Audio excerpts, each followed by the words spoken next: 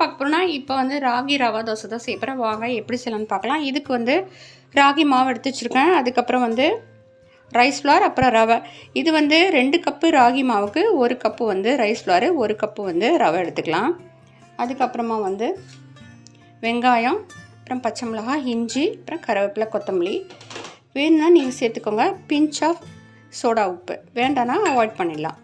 இல்லைனா வந்து நம்ம 1 ஹவர் நம்ம வச்சோம்னா, இதை நம்ம கலந்து வச்சோம்னா இப்போ நல்லா வரும் தோசை. எல்லா மாவும் கலந்துட்டு அதுக்கப்புறம் வந்து வெங்காயம், கருவேப்பிலை, கொத்தமல்லி, அதுக்கப்புறமா வந்து இஞ்சி, பச்சை மிளகாய், தேவையான சால்ட்டு. இந்த கப்பில் வந்து ஒரு 4 கப்ஸ் வந்து வாட்டர் ஆட் பண்ணிக்கணும். நல்லா கலந்து விட்டுக்கோங்க.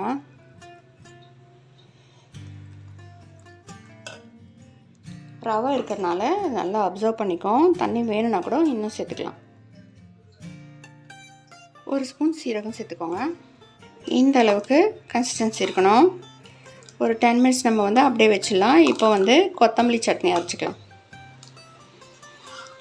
பாருங்கள், இந்த அளவு இருக்கணும்.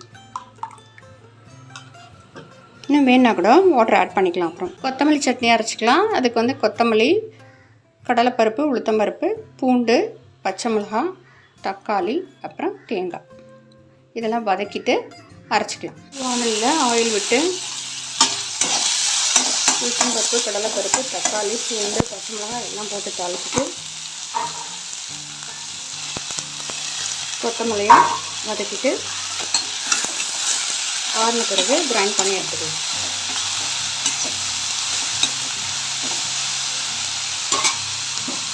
தேங்காயும் சேர்த்துருவோம்.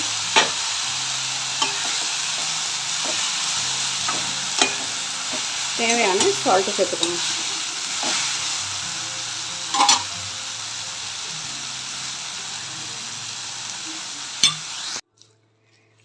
தோசை போட்டுக்கலாம்.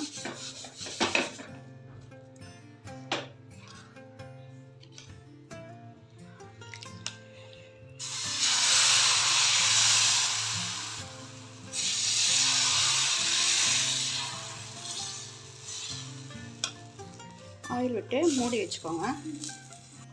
திருப்பி போட்டுக்கலாம். பாருங்கள், சூப்பராக ரெடி ஆயிடுச்சு.